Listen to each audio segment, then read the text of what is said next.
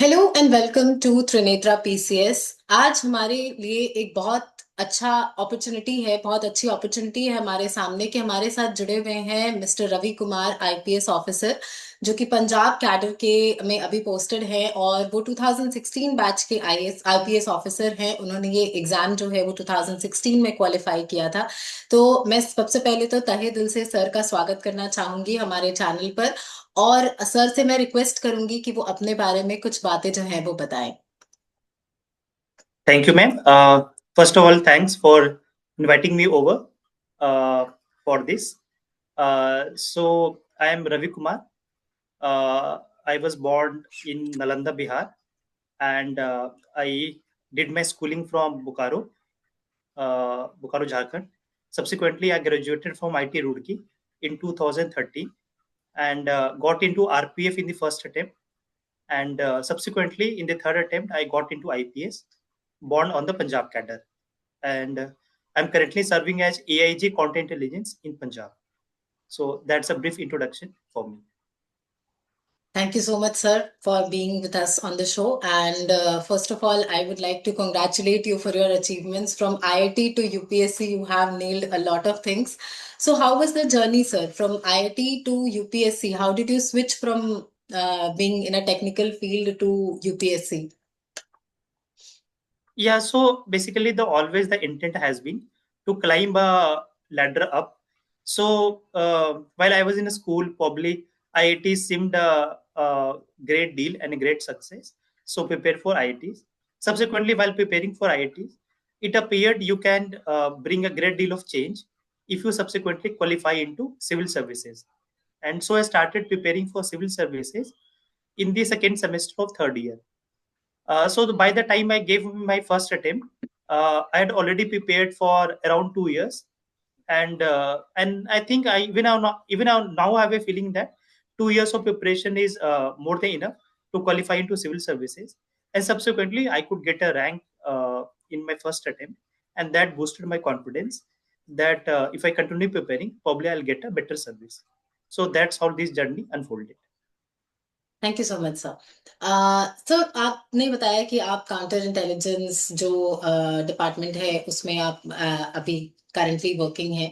तो मैं आपसे ये बात पूछना चाहूंगी कि इंटेलिजेंस में एग्जैक्टली exactly आप किस चीज पर काम करते हैं। मतलब हम जैसे टीवी में देखते हैं, फिल्मों में देखते हैं कि बिल्कुल एकदम बहुत बहुत अच्छा सा सेटअप होता है, वहां पे बहुत सारे कंप्यूटर्स लगे होते हैं। क्या उस तरीके का कुछ होता है या रियलिटी कुछ और है? Ma'am, there is a big difference between intelligence and counterintelligence. Intelligence is primarily about gathering evidence and gathering intelligence, be it about political activity or about criminals or about society at large, which is relevant from policing point of view. However, counterintelligence is equivalent to ATS, anti-terrorist squad of different states. So it primarily deals with the activities of ISI, PAK ISI, and our focus is on terrorist elements. So intelligence is very much different from counterintelligence. And in CI, the aim is to prevent any sort of terrorist activity or to arrest such elements before they can potentially commit any kind of terrorist activity. So counterintelligence is a dedicated unit that deals with UAPA. Similarly, the link between the terrorist and the organized crime, and we also deal partially with extortion activities that is being committed by some of the terrorists who are sitting abroad. So that was brief about this CI. Okay, sir. So you mentioned about UAPA and NIA and counterterrorism activities. So one thing that just clicked my mind is the recent policy on anti-terrorism or counterterrorism policy India has come up with, the Prahar policy. What is your take on that? Yeah. Yeah, so policing being a state subject, so different states had different standard of policing. So some of the states they have ATS units, while some states have not yet created such dedicated units for terrorism. So there is difference in capacities and capabilities of different states, and therefore some of the terrorist incidents they were happening throughout India. For example, the blast near Red Fort, probably that was the wake up call, and there was lack of coordination between states and the center. So it was felt that there is need of a dedicated anti-terrorist policy, and the aim of such a policy would be preempt crime, that is to prevent crime from happening at the first place. And such a policy required meticulous consideration. And I think after a few months of effort, finally this policy has seen the light of the day. And the intent is to preempt crimes and to have better coordination between center and states. And I feel the policy would be a game changer and would enable better policing in the country, specifically related to terrorism. Thank you so much sir. So what are the challenges that you face sir? मतलब terrorists को fight करना हमने सिर्फ ये movies में ही सुना है, web series में ही देखा है, बट रियलिटी कैसी है? अगर मैं आपसे पूछूं कि क्या कोई ऐसा एनकाउंटर आपका हुआ है रियल लाइफ में जो कि आपके लिए बहुत ज्यादा चैलेंजिंग रहा हो? Specifically for Punjab, which is a border state, one of the biggest challenge is Pakistan. So large amount of consignment, whether it be IEDs or weapons or drugs, it flows from Pakistan border towards India, primarily through use of drones. So this has been a big headache, especially for Punjab police, since last few years, specifically after 2019. So these drones enable Pakistan to send large amount of weapons and explosive through through borders, and this has enabled terrorist element by facilitating them, by enabling them easy access to militant hardware. The other big challenge has been technology itself. So technology is an enabler also for us. It enables better monitoring, better targeting. However, at the same time, terrorist element, they are also using these counter technological elements. For example, they'll use VPNs, or they will use Tor or Tails, which are difficult to monitor, and therefore technology not only enables planning and recruitment, but it also facilitates polarization as well as execution of attack. So technology again has become a kind of constraint for us. The other constant remain, lack of coordination issues, manpower issues, maybe the inputs were not acted in the right manner, the inputs which are sent by the central command to the field units.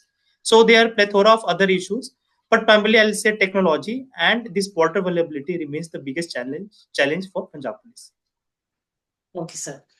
Sir हमने अक्सर जैसे preparation के time पर एक चीज हम पढ़ते हैं रिगार्डिंग पुलिस रिफॉर्म्स कि हमारे यहाँ शायद अभी तक जो कैपेसिटी बिल्डिंग है, जितना इंफ्रास्ट्रक्चर पुलिस को मिलना चाहिए था, शायद उतना अभी तक नहीं मिल पाया है. इस पर आपका क्या टेक है? क्या एक्चुअल में सिचुएशन ऐसी है या पिछले कुछ सालों में सिचुएशन जो है वो इम्प्रूव हुई है? क्योंकि मुझे याद है जब 26/11 का अटैक हुआ था उस टाइम पर इस चीज को लेकर के बहुत ज्यादा डिबेट हुई थी. भले ही we were very young at that time, but उससे रिलेटेड जो सिनेरियो है वो आज भी दिमाग में है कि when they were carrying big big guns and many things with them, हमारे यहाँ से जो लोग लड़ रहे थे वो इस तरफ से काफी वो मतलब बेसिक वेपन्स जो कैरी कर रहे थे.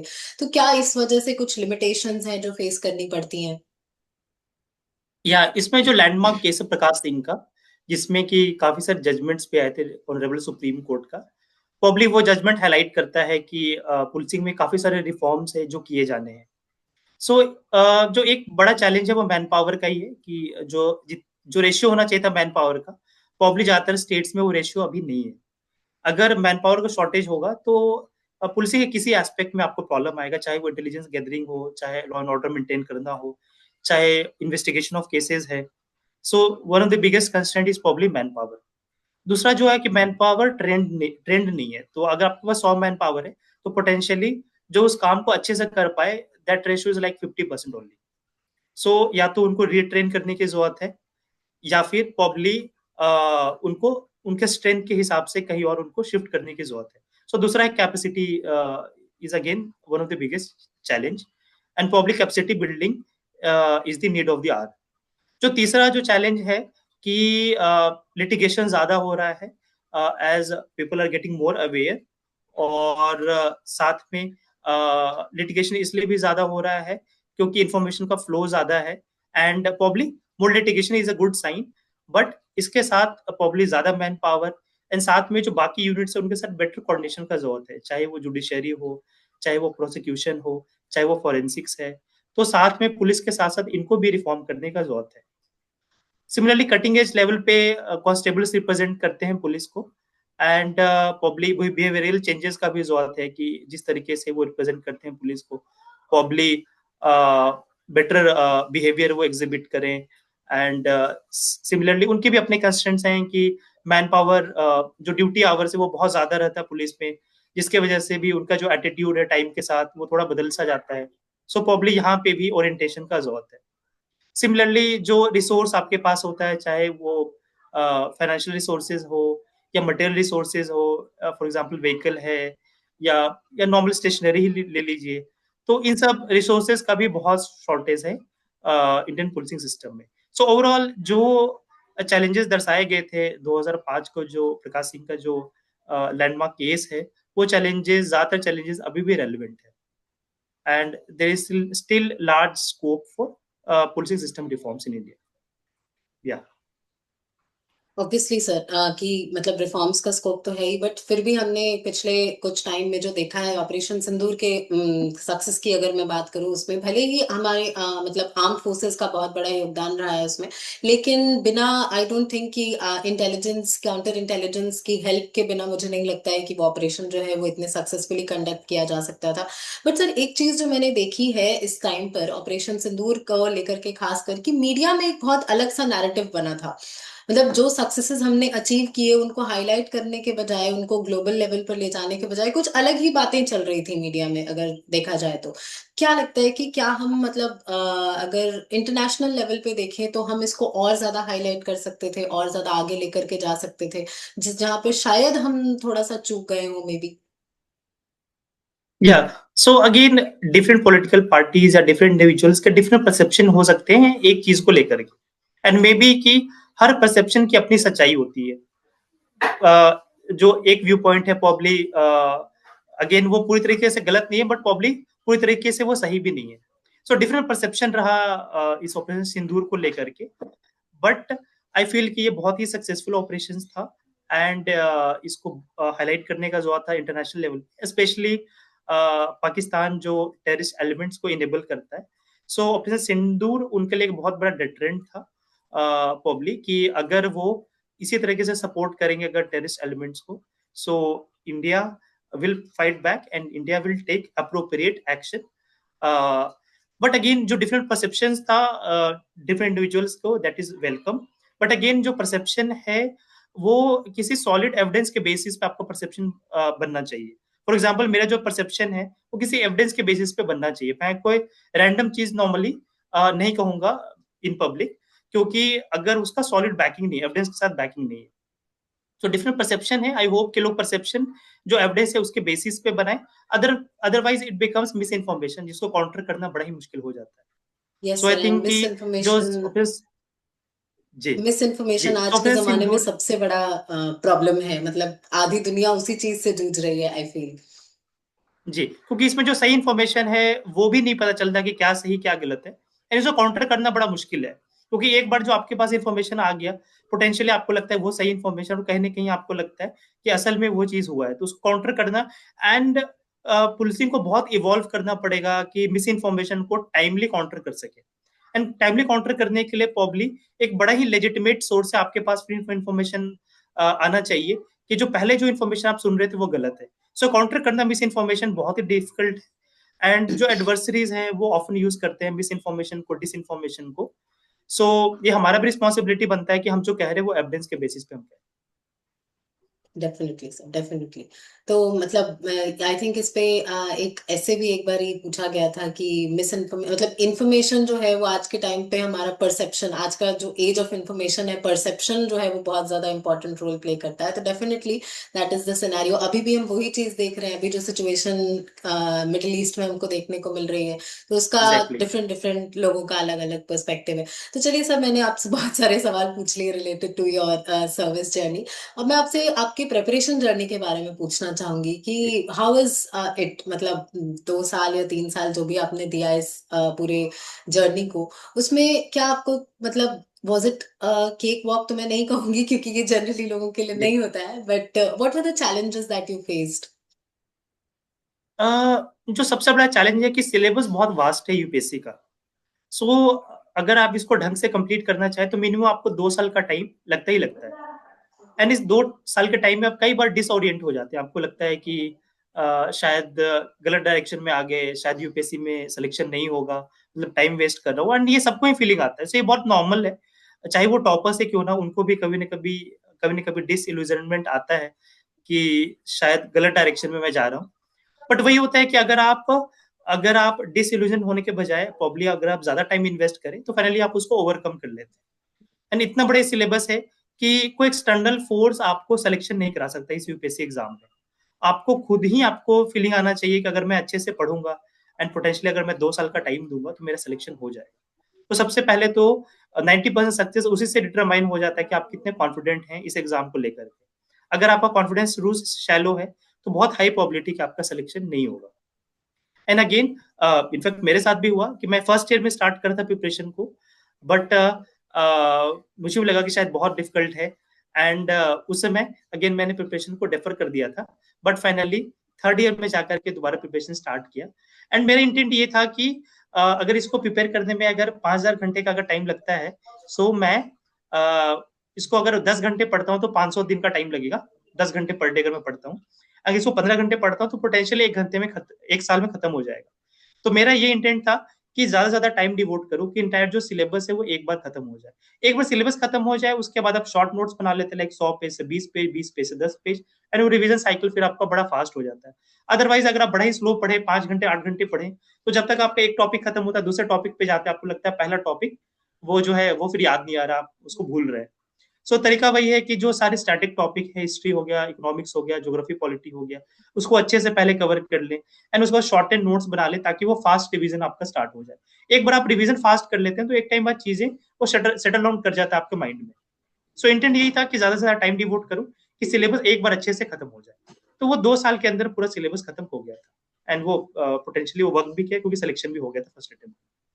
काफी प्रैक्टिकल जी। बात बोली है सर आपने, वरना आजकल तो मतलब लोग जो हैं वो कहते हैं कि मैं मतलब इतनी देर पढ़ता था, मैं इतनी देर पढ़ता था, और 8 महीने में 6 महीने में मैंने प्रिपरेशन करके जो है selection. I am not saying कि लोग ऐसा नहीं कर सकते हैं, definitely there are prodigies over here, but एक अगर प्रैक्टिकली देखा जाए तो this is kind of next to impossible considering the syllabus, जो कि कहते हैं कि everything on earth is syllabus of UPSC. और पिछले 4-5 सालों में जिस तरीके के क्वेश्चंस भी पूछे गए हैं, that is kind of very vague and unpredictable kind of questions जो है वो पूछे गए हैं। सर मैं आपसे ये पूछना चाहूंगी कि आजकल ना एस्पिरेंट्स में करंट अफेयर्स को लेकर के बहुत ज्यादा इश्यूज होते हैं। कितना इंपॉर्टेंस है करंट अफेयर्स का, और उसके चक्कर में कई लोग अपना स्टैटिक पोर्शन जो है उसको भी स्किप कर देते हैं। तो आपको क्या लगता है कि मतलब स्टैटिक पे ज्यादा फोकस करना चाहिए या करंट पे ज्यादा फोकस करना चाहिए?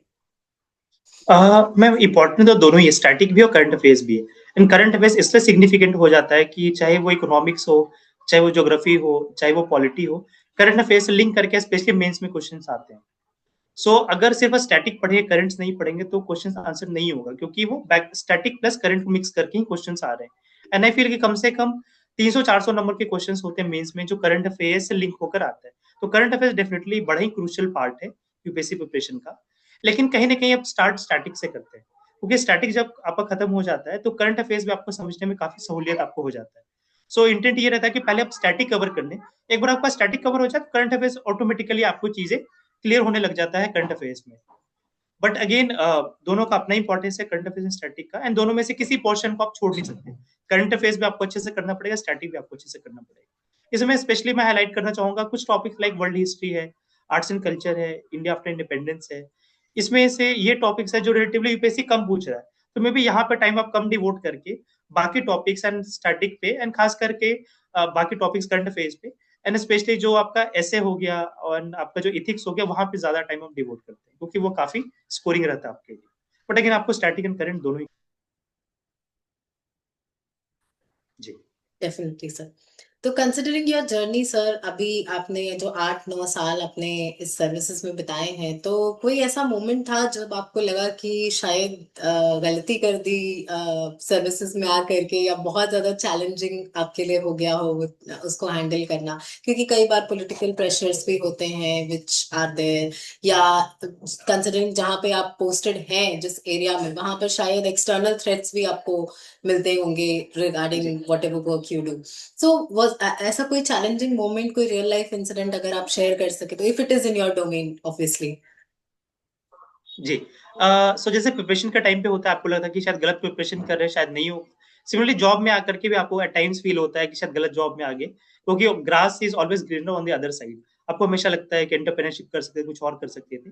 सो एट टाइम्स पुलिसिंग बहुत चैलेंजिंग एट टाइम्स हो सकता है। फॉर एग्जाम्पल अगर कोई बड़ा इंसिडेंट हो जाए, तो फिर टाइम का आपको नहीं पता चलता। आपको मे बी कि 24/7 भी आपको डिवोट करना पड़े, जब तक कि वो जो स्पेसिफिक इश्यू है वो रिजॉल्व ना हो जाए। सो एन टाइम्स ऐसा भी होता है कि लॉ आप मैंडेट कर रहा है कि आप एक्शन लें, बट आपको पता होता है कि सामने वाला जो बंदा है वो वो कोई क्राइम इसलिए नहीं कर रहा है क्योंकि उसे पैसे कमाने, बट वो सब्सिस्टेंस के लिए और अपने सर्वाइवल के लिए कर रहा है। तो वहां पे भी आपको लगता है कि मतलब कहीं ना कहीं आपको डिलेमा आपको आता है कि एक्शन लेना है कि नहीं लेना है। सो एथिकल स्पेसिफिकली डायलेमा मुझे जो कोई, पेपर 4 में पढ़ते हैं। जी, तो स्पेसिफिकली जैसे मुझे कोई ऐसा थ्रेट आया नहीं है इन पर्टिकुलर, या फैमिली को कोई थ्रेट, बट एट टाइम्स ये बहुत चैलेंजिंग हो सकता है ना आपको। एंड पर्टिकुलरली मुझे एट टाइम्स लगा है कि शायद मैं किसी और फील्ड में बेटर रहता। सो बट आई फील ये सभी को ही लगता होगा, जैसे प्रिपरेशन के टाइम पे लगा था कि शायद ना हो एंड गलत प्रिपरेशन कर रहा हूँ। तो इन जॉब में भी सभी को एट टाइम्स लगता होगा कि शायद इससे बेटर लाइफ में कुछ कर सकते थे। But again it's a very satisfying service, specially I mean IPS, जहाँ पे आपका जो एक्शन है वो कटिंग एज लेवल पे आप ऑपरेट करते हैं, एंड देन इंस्टेंट आप लोगों को रिलीफ दे सकते डेफिनेटली सर, मतलब it is one of the most prestigious jobs जिसके लिए लोग जो है वो, मतलब इतना ज्यादा हम देख रहे हैं हर साल एस्पिरेंट्स का नंबर जो है वो इंक्रीज ही होता जा रहा है। तो जो हम सोचते हैं, जो परसेप्शन हमारे दिमाग में होता है सर्विसेज का, वो कुछ और होता है, और रियलिटी जैसा कि आपने हैं। बताया कि रियलिटी कुछ और होती है। तो इसी के रिगार्डिंग मैं पूछना चाहूंगी सर कि अगर कोई इंसान या कोई एस्पिरेंट जो है, जो सिर्फ इसी परसेप्शन की वजह से प्रिपरेशन कर रहा हो कि मुझे पावर जी मिलेगी, मेरा फेम होगा, तो उसके लिए और जी। कितना ज्यादा चैलेंजिंग हो सकता है ये? क्योंकि कई बार जो चीजें हम दिल से नहीं करते हैं, सिर्फ ऊपरी दिखावे के लिए करते हैं, वो शायद मुझे लगता है कि उतना ज्यादा फ्रूटफुल नहीं हो पाएंगी कंपेयर टू अगर हम दिल से उस चीज को चाहें तो। यूपीएससी का जर्नी बहुत लंबा है, कम से कम 2 साल आपको प्रिपरेशन करना पड़ता है। मैं एवरेज एस्पिरेंट की बात कर रहा हूँ। सो अगर आप सुपरफिशियली प्रिपेयर करें तो सिलेक्शन नहीं होगा। मतलब बहुत दिल से ही आपको, बहुत लगन से, लाइक डेली 12-15 घंटे आपको प्रिपेयर करना होगा, एंड वो भी 2 साल कंसिस्टेंटली, तब जाकर ही सिलेक्शन होगा। सो सुपरफिशियली कोई आपका सिलेक्शन यूपीएससी में नहीं करा सकता। फॉर एग्जाम्पल अगर कोई अपने फैमिली मेंबर्स को भी अगर गाइड करना चाहे, तो वो बुक सोर्स गाइड कर सकता है, एंड देन पढ़ने का तरीका गाइड किया जा सकता है कि नोट्स कैसे बनाना है, रिवाइज कैसे करना है। But beyond a certain level कोई भी किसी की मदद नहीं कर सकता है। सो अगेन फाइनली ये जो आपका परसिवरेंस है, डेडिकेशन है, कमिटमेंट है, वो फाइनली आपको सक्सेस दिला सकता है यूपीएससी। जी considering the role of guide sir, तो आजकल हमने देखा है कि बहुत सारे कोचिंग इंस्टीट्यूट्स को लेकर के बवाल जो है वो चल रहा होता है। अभी आपने भी शायद सोशल मीडिया पे देखा होगा कि कुछ जी चीजें जो है वो चल रही हैं। कोचिंग इंस्टीट्यूट्स का जी। कितना बड़ा रोल होता है सर, अगर प्रेपरेशन की बात की जाए तो? Ma'am without preparation, without coaching institution भी आपका सिलेक्शन हो सकता है। इसमें कोई इफ एंड बट नहीं है। बट अगेन कोचिंग इंस्टीट्यूशन का एक फायदा ये होता है कि आपको थोड़ा सा पाथवे आपको दिख जाता है। फॉर एग्जाम्पल अगर कहीं पे हॉरिबली आप कुछ गलत कर रहे हो, फॉर एग्जाम्पल कोई पर्टिकुलर बुक आप पढ़ रहे हैं, एंड आपको लगता है कि पता नहीं ये बुक कैसा है, तो मे बी कि अगर कोचिंग इंस्टीट्यूशन में से आप कहीं ना कहीं जुड़े हैं, तो शायद वो पूछ पाते हैं कि ये जो बुक है वो रेफर करना है कि नहीं करना है। मतलब एक सस्टेन आपको गाइडेंस मिल जाता है। Otherwise coaching institution is not allowed to, मतलब is not necessary if you wish to crack civil services. Definitely sir, definitely. Right. तो मैं सर आपसे ये पूछना चाहूंगी कि अगर अभी कोई प्रेपरेशन अपनी कर रहा है और 2026 का अटेम्प्ट उसको देना है, तो क्या चीजें हैं जिन पर कि उनको ध्यान देना चाहिए? क्या एक कोई स्ट्रैटेजी आप छोटी सी अगर कुछ बताना चाहें अभी वाले एस्पिरेंट्स के लिए, या 27 के जो एस्पिरेंट्स हैं उनके लिए? जी। मैम एक तो ना जो प्रीवियस ईयर क्वेश्चंस होता है, एक तो उसका एनालिसिस आपको करना चाहिए। फॉर एग्जांपल हम लोग के टाइम पे जो सीसेट का पेपर था, वो बड़ा ही सिंपल आता था, जिसमें बड़े आराम से आपके 120 150 नंबर्स भी आ जाएंगे। बट अभी का पेपर काफी डिफिकल्ट, पासिंग मार्क्स 66 मार्क्स लाना भी रिलेटिवली पहले से काफी डिफिकल्ट सा हो गया। सो इसलिए जो प्रीवियस ईयर क्वेश्चन है एक बार आप वो देख लें, उससे आपको आइडिया लग जाता है कि क्वेश्चन का पैटर्न कैसा है। फॉर एग्जाम्पल मुझे लगता है कि जो मेंस का जो क्वेश्चन है उसका डिफिकल्टी भी ओवर टाइम आपका रेज हुआ है, एंड जो प्रीलिम्स है वो भी डिफिकल्ट होता गया है टाइम के साथ। सो क्वेश्चन एक बार आप एनालाइज कर ले, जिससे आपको डेप्थ का आइडिया लग जाए कि किस डेप्थ में आपको कंटेंट्स को पढ़ना है। एंड कंटेंट्स को सुपरफिशियली पढ़ के अभी सिलेक्शन नहीं होगा, इसलिए जो भी कंटेंट आप पढ़ रहे हैं, फॉर एग्जाम्पल अगर हिस्ट्री पढ़ रहे हैं तो उसको प्रॉपर डेप्थ में पढ़ें। एंड अगेन बहुत अच्छे अच्छे कंटेंट्स अवेलेबल है मार्केट में जिसको कि आप पढ़ सकते हैं, बट सुपरफिशियली अगर आप किसी बुक को पढ़ रहे हैं तो प्रॉब्ली अभी के टाइम में जहां बहुत ज्यादा कंपटीशन वहां पे सिलेक्शन नहीं होगा। तो फर्स्ट है कि जो पीवाई क्यू है उसका एनालिसिस आप जरूर कर लें, जिससे आपको आइडिया लग जाए कि कितने डेप्थ में पढ़ना है। दूसरा ये जैसा ऑप्शनल है, सो एट टाइम्स क्या होता है कि पर्टिकुलर ऑप्शनल में काफी अच्छे नंबर्स आ रहे होते हैं, जैसे 2008-9 के अराउंड ज्योग्राफी एंड पबेट में अच्छे नंबर्स आ रहे थे।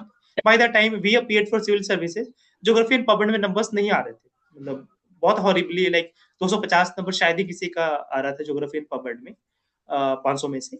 सो जो ऑप्शनल है उसमें ट्रेंड बहुत चेंज होता है टाइम के साथ। सो अभी का जो ट्रेंड है वो मुझे नहीं पता, बट जो अभी का ट्रेंड है एक बार आपको पता कर लेना चाहिए कि किस ऑप्शनल में ठीक ठाक नंबर आ रहे हैं, किस ऑप्शनल में यूपीएससी में नंबर्स नहीं आ रहे। एंड सेकेंडरी जो ऑप्शनल आपको लगे कि जो आप सही में पढ़ सकते हैं, जिसमें आपका इंटरेस्ट जगे, उसी ऑप्शन को आपको सेलेक्ट करना चाहिए। सो सेकंड पैरामीटर तो मैं ये कहूंगा। तीसरा ये जो है कि कुछ पेपर्स है जो बहुत स्कोरिंग है, जहां पे टाइम भी आपको बहुत कम डिवोट करना पड़ता है। For example GS paper one बहुत लेंदी है, पोटेंशियली उसको अच्छे से कवर करने में आपको 4 से 6 महीने लगेंगे। एंड जिस पेपर टू भी लेंदी है, पर जिस पेपर फोर जो इथिक्स इंटीग्रेटेड एप्टीट्यूड है, इसको काफी कम समय में कवर किया जा सकता है। इसमें नंबर्स भी बड़े अच्छे आते हैं, 110, 120, 130 तक भी लोग आ जाता है। सिमिलरली ऐसे एंड पोटेंशियली अगर आप 20 ऐसे भी अगर अच्छे से आप लिख लेते हैं, उसको स्ट्रक्चर बना लेते हैं, तो वहां भी बड़ा अच्छा नंबर आ जाता है, 130, 150 तक भी लोगों के नंबर्स आते हैं ऐसे में। सो ये जो ऐसे और जो इथिक्स है वो आपका रैंक डिसाइड करता है।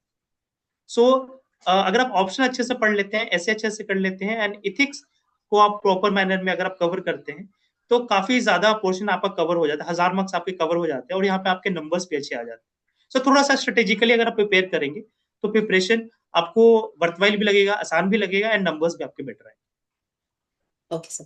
आपने ऐसे की बात की तो मैं आपसे कहना चाह मतलब पूछना चाहूंगी कि अभी और भी बहुत सारे कमीशंस हैं जिन्होंने ऐसे का पेपर जो है वो अभी रिसेंटली इंट्रोड्यूस किया है। फॉर एग्जांपल बीपीएससी ने भी इंट्रोड्यूस किया है, हरियाणा पब्लिक सर्विस कमीशन ने भी इंट्रोड्यूस किया है। तो ऐसे यूपीएससी में भी I feel to some extent या सेम तरीके से अगर हम फॉलो करते हैं तो बीपीएससी एचपीएससी हमको वही पैटर्न जो है वो फॉलो करना होता है। क्या अप्रोच था? क्योंकि जो नए एस्पिरेंट्स हैं जिनको कि अभी नया नया ऐसे पेपर फेस करना पड़ा है उनके लिए काफी चैलेंजिंग हो जाता है। अक्सर मुझसे यही सवाल पूछा जाता है कि मैम आप ऐसे जो है उसमें आपके मार्क्स कैसे आए थे, बिकॉज जी I scored kind of a good marks in ऐसे। तो जी इसलिए मुझसे तो एज सच सर मेरे पास ऐसी कोई स्ट्रैटेजी श्योर शॉट है नहीं जो मैं बता पाऊँ कि ऐसे को इस तरीके से करना है। क्या आपने स्ट्रैटेजी फॉलो जी। की थी कि आपको मतलब ऐसे में लगा था कि अच्छे मार्क्स आए? अगेन ऐसे में आप फ्रेमवर्क्स बना सकते हैं। फॉर एग्जांपल इंट्रोडक्शन हम हिस्टोरिकल देंगे या करंट अफेयर से लिंक करके देंगे, एंड जो है बॉडी पार्ट है उसको कितने सब सेक्शंस में डिवाइड करेंगे, एंड अगेन सब सेक्शन को भी कितने सब सब सेक्शंस में आप डिवाइड करेंगे। सो ओवरऑल जो स्ट्रेटेजी है वही आप बना सकते हैं ऐसे में। बट गलती ये होता है कि आपने स्ट्रेटेजी तो बना लिया, बट उसको प्रैक्टिस एडिक्वेटली आपने नहीं किया। सो अगर ऐसे में अच्छा स्कोर लाना है तो एक तो स्ट्रेटेजी पहले बना ले कि किस तरीके क्या आपका अप्रोच होगा ऐसे पेपर के लिए। एंड अगेन एग्जाम के पहले एटलीस्ट 10 या 20 ऐसे आप जरूर लिख लें, एंड किसी से एवेलुएट आप करा लें। एंड आई फील इतना ही कर लेने से जो आपका ऐसे का स्कोर है वो बहुत इंप्रूव हो जाएगा। बट हम में से ज्यादातर लोग क्या करते हैं कि ऐसे का स्ट्रेटेजी बनाया बिल्कुल एंड के तरफ, जब एग्जाम के लाइक 10-20 दिन पहले, एंड 2 4 5 ऐसे प्रैक्टिस कर लिया।